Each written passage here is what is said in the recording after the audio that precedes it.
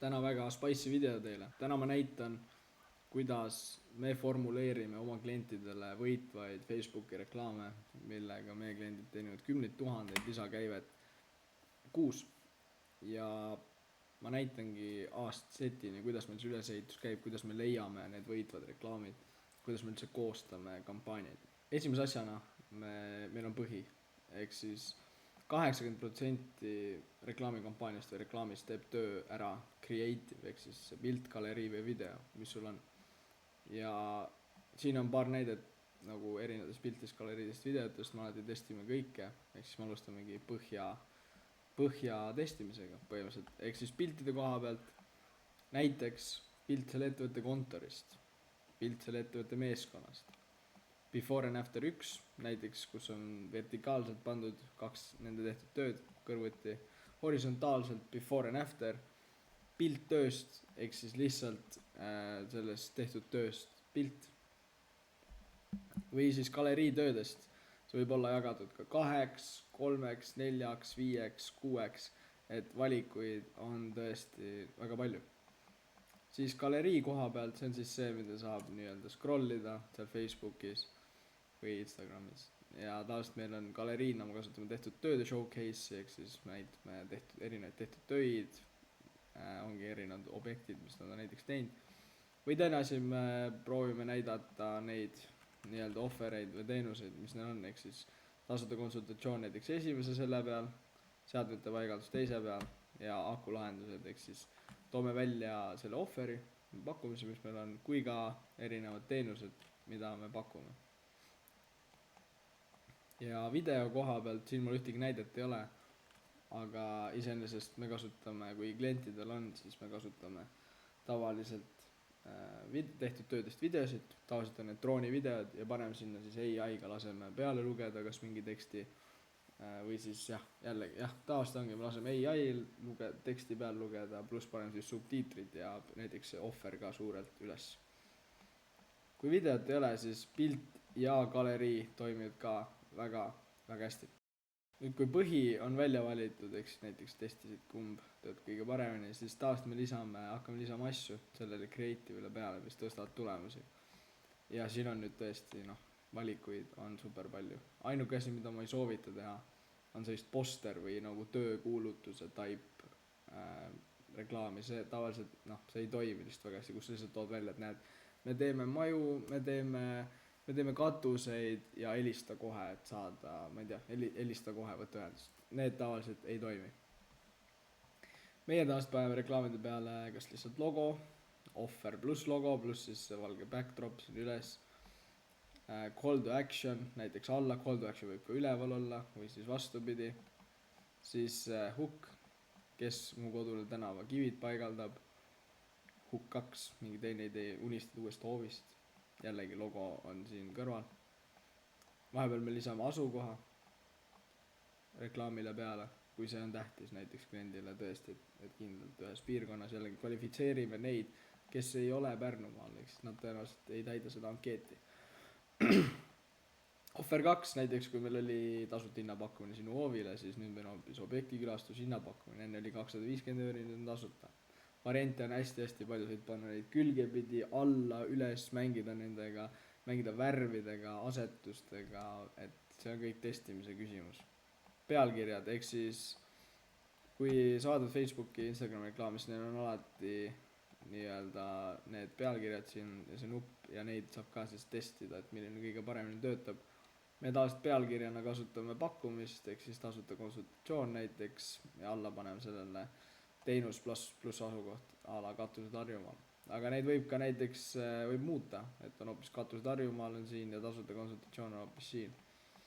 Nupuna tavaliselt learn more, sellepärast et see kõlab nagu kõige lihtsamana, sest kui me paneme kohe küsi hinnapakkumist või telli kohe, siis see tundub nagu väga järsk, nii et tavaliselt me lihtsalt kasutame learn more, aga sa võid testida ka muid asju, kui nüüd sobivad siia hästi.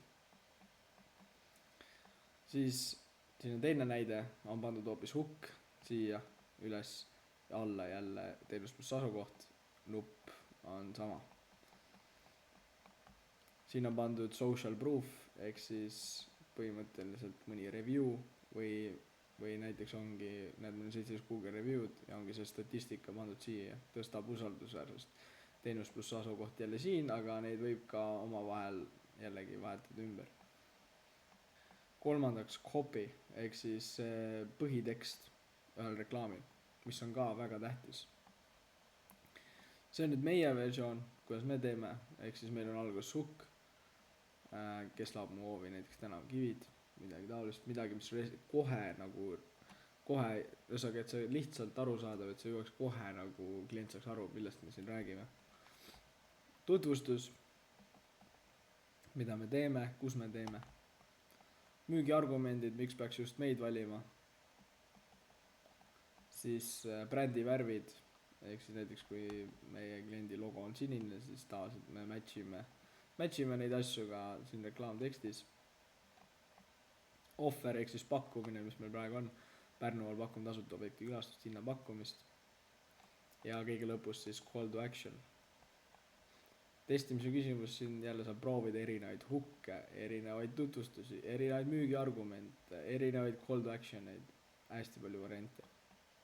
Aga tähtis on testida üks asi korraga.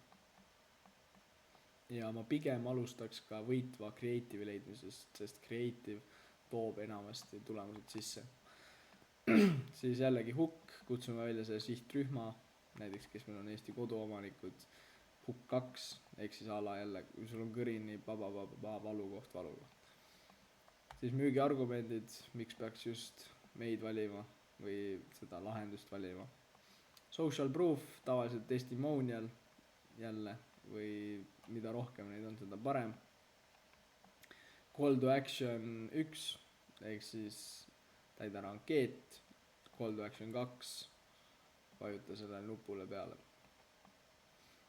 Nii, nüüd näide ühest vähe pikemast reklaamtekstist, ehk siis meil on hook, jällegi, mis hästi kiiresti jõuaks kliendile kohale, kui see on tal mingi probleem, mis tal praegu on väga päevakohane.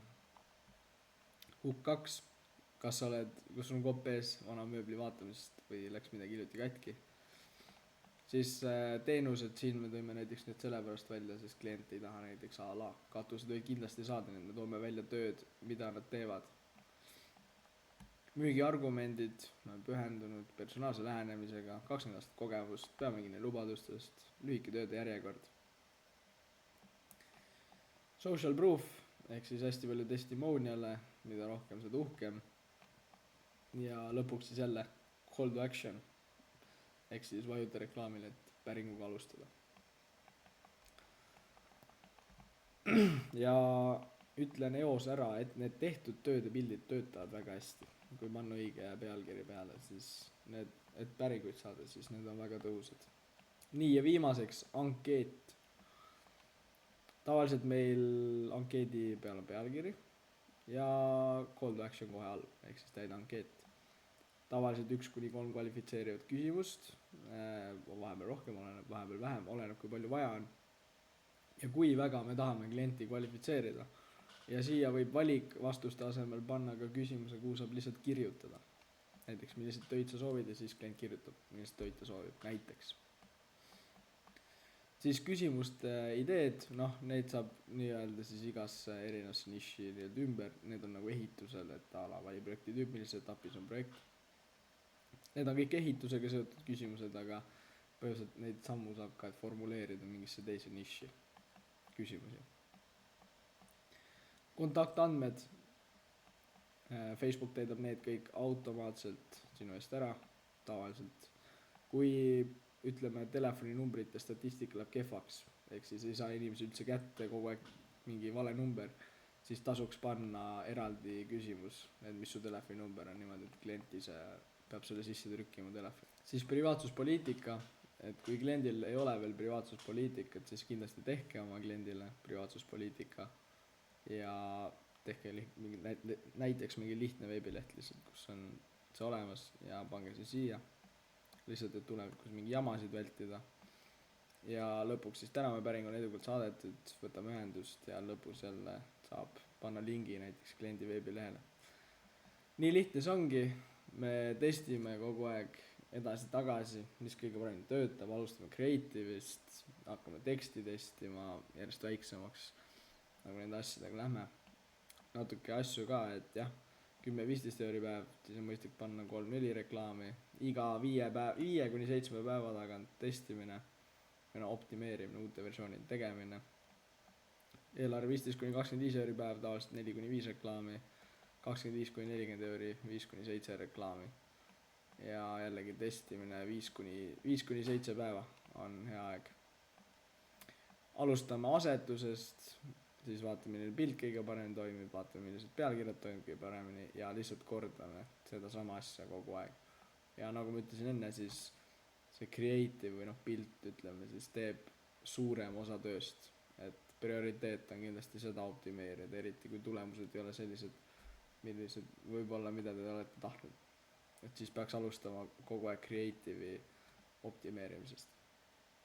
Tänud, et seda videot vaatasid, ma loodan, et sul oli sellest kasu. Näeme järgmine kord.